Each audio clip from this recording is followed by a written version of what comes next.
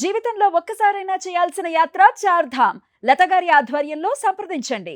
పాకిస్తాన్లో బర్రెలకు డైపర్లు లేదంటే 30,000 రూపాయల వరకు ఫైన్ కట్టాల్సిందే. వినడానికి ఆశ్చర్యంగా ఉన్నా వింతగా ఉన్నా ప్రస్తుతం అక్కడ తీసుకున్నటువంటి ఒక నిర్ణయం ప్రపంచవ్యాప్తంగా సోషల్ మీడియాలో వైరల్గా మారుతుంది.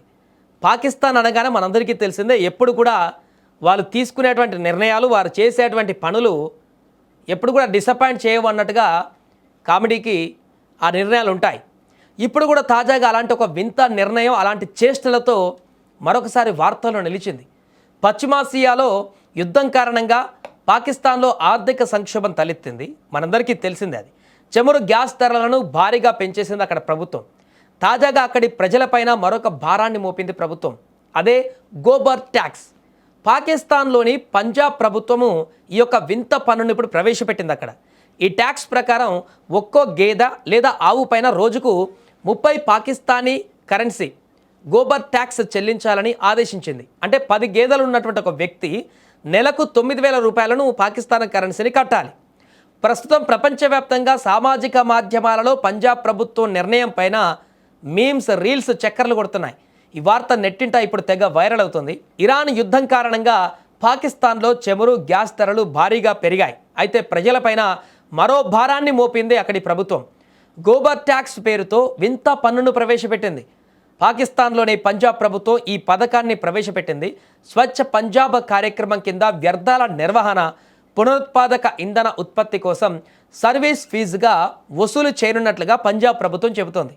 పాకిస్తాన్ ప్రధాని షరీఫ్ అన్న కూతురు మరియం నవాజ్ ఎవరైతే ఉన్నారో ఆమె అక్కడ సీఎంగా ఉండడం గమనార్హం.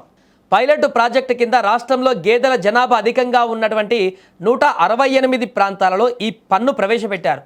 ఆవు లేదా గేదె పేడతో బయోగ్యాస్ను తయారు చేసి కుకింగ్, ఎలక్ట్రిసిటీ తయారీకి వినియోగిస్తారు. వేస్ట్ టు వాల్యూ కింద పంజాబ్ ప్రభుత్వం ఈ విధానాన్ని తీసుకువచ్చింది.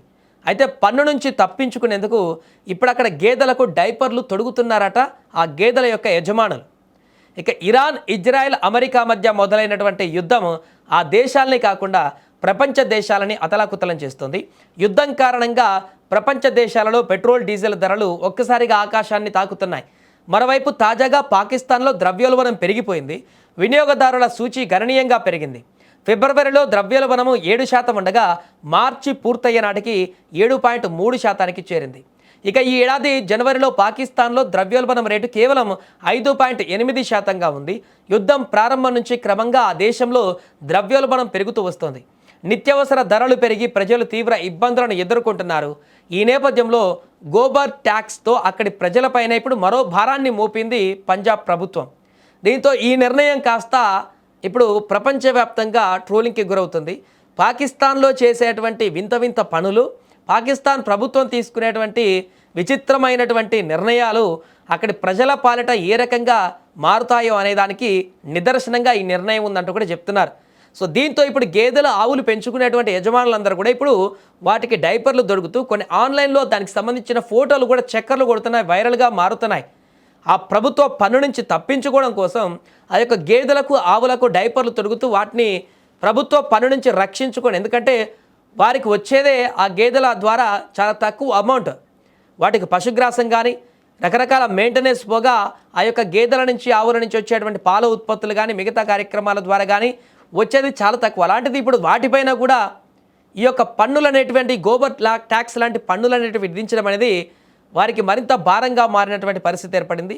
దీంతో ఈ నిర్ణయాన్ని విచిత్రంగా చూస్తున్నారు, వింతగా చూస్తున్నారు. అక్కడ ప్రజల నుంచి డిఫరెంట్ స్పందనలు కూడా వస్తున్నటువంటి పరిస్థితి ఉంది. ఏదేమైనా ఈ వార్త ప్రస్తుతానికి సోషల్ మీడియాలో అయితే తెగ ట్రెండింగ్గా మారింది.